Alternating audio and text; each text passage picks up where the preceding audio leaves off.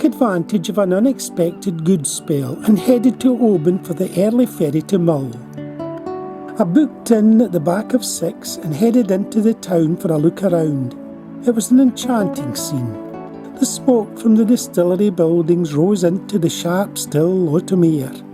A wonderful, haunting atmosphere seemed to hang over the bay. The sun, which had threatened to break through, was once more hidden, enveloped in an enchanting misty veil. It was a strange, magical, enchanting scene. Above was a wonderful blue, cloudless sky, but ashore the mist was still playing unbelievably beautiful tricks with the mainland peaks as the puffy clouds drifted in and out of the many different layers of forest, crag, glen and mountain. We would wait a long time to witness another display such as this. This is the Highlands of Scotland at its most spectacular. Where Loch Linnhe meets the Firth of Lorne, we find the Lismore Lighthouse. It actually stands on an island, about 1/4 of a mile from Lismore. As the ferry ploughed its way in towards the Sound of Mull, the MacLean stronghold of Duart Castle came into view, on its prominent position in the heights above. As I headed west through the wonderfully scenic Glen More, I stopped to get a view of the string of mountains that stretch across the middle of the island, dominated by Mull's only Munro, Benmore. From the road there was a wonderful view of Loch Inellan, stretching along the foot of the glen below. A couple of 100 yards on, I arrived at the little hamlet of Pennygal, and so too did a convoy of buses returning from the Iona ferry. I watched as they struggled to negotiate the narrow little humpbacked Pennygale bridge across the River Ladle at the entrance to the village. Then one by one they headed on towards the villages of the east coast.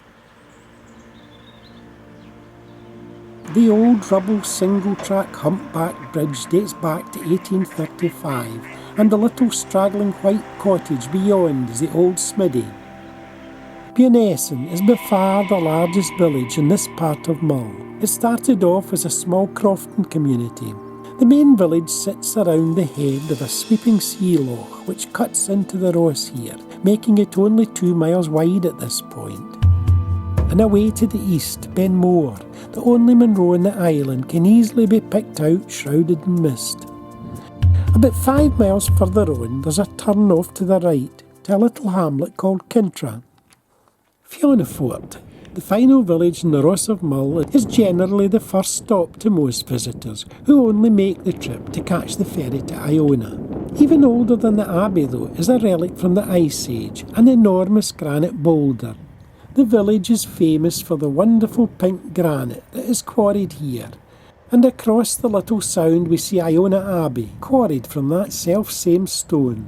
The main settlement, called Ballamore, stretches from just below the jetty to just beyond the Abbey. The Abbey is only about a 15-minute walk from the jetty.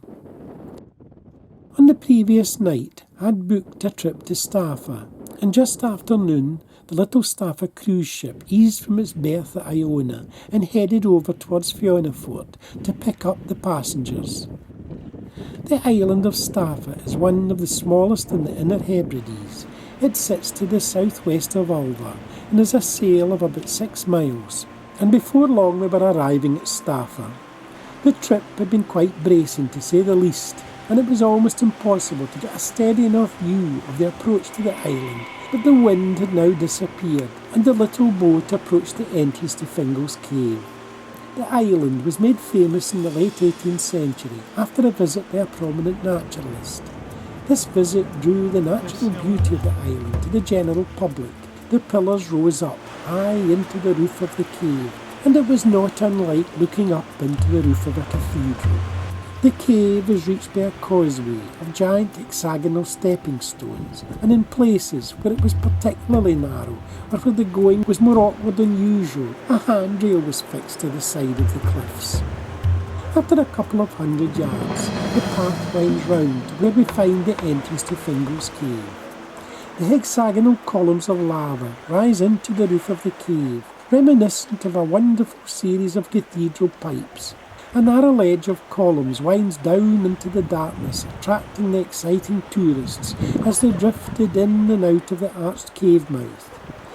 The roof sweeps round an almost perfect arch. From the entrance to the cave, the pillars gradually disappear into the sea, like they do at the Giant's Causeway. No sooner were we all on board than we were heading south again, and gradually this strange and unique little island was being left further and further behind. We carried on down the coast and soon disembarked at Iona. We passed the Rally Goran, an ancient burial ground, on the way in. St Martin's Cross, which dates from the 9th century, stands in front of the Abbey. It's one of the best preserved Celtic crosses in the country. It is made of granite and has stood there for over 1,000 years, and is a replica near the Abbey of the even earlier St John's Cross. Parts of the original cross are in the museum behind the Abbey. I passed the crosses and entered the Abbey. The cloister appeared ahead. It is a delightful, serene spot, complemented by this beautiful autumn light. The cloister is a very pleasant, attractive and peaceful spot to chill out. The carvings and the pillars were exquisite, and in places the cloister was supported by double rows of pillars. The Abbey was built in 1200 by the son of Somerled, the Lord of the Isles. Then came the Reformation and the Abbey gradually fell into ruin. Samuel Johnson, the writer, visited it in the 1770s and discovered an impoverished island with no school or no place of worship. The Abbey was gifted to the Iona Cathedral Trust in 1899 by the Duke of Argyll. There is a magnificent marble effigy of the Duke and his wife in the south transept, the man whose vision gave us the Abbey we see before us today. There is a cobbled track joining the Abbey to St Orne's Chapel, known as the Road of the Dead. At one time it was lined with crosses and stretched to where the ferry is now. St Orne's Chapel is the oldest surviving building. Everything except the slate roof is original, even the carved doorway. A short while later I reached my pit stop for the night, Tobermory, the main town on the island. It was the early evening when I arrived. I parked the car on a side street above the village and wandered down a quaint winding lane called the Middle Brae, which leads to the main street, and facing me there was the statue of a cherub, and berthed in the harbour beyond a little row of fishing boats. And sitting prominently in the middle of the main street is a most attractive clock tower. I wandered out onto the pier. The view of the attractive painted buildings lined along the front is absolutely breathtaking. This is definitely Ballymorey. It is the capital of the island. In the 18th century, this whole bay was no more than a sheer cliff face. There was a small flat part of level ground below the cliffs at the east end.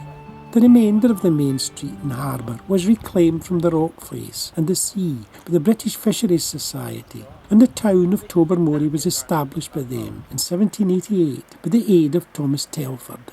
The name is derived from the Gaelic for Mary's Well, which was at one time located nearby and dedicated to the Virgin Mary. The days are much shorter at this time of year, and the street lights were now coming on. Tobermory's iconic harbour side appears in almost every calendar annually, with its distinctive brightly painted frontages. It is an absolutely beautiful little town, full of character. The three buildings at the western end of the bay are particularly attractive, with their striking red, yellow and blue facings. It had been a lovely, warm, enjoyable autumn night. The ferry makes about half a dozen trips a day to Mull, and before long it was backing out of the quay on its 45-minute journey back to Oban. I enjoyed my trip to Mull. I don't think it will be my last visit to this wonderful Scottish island.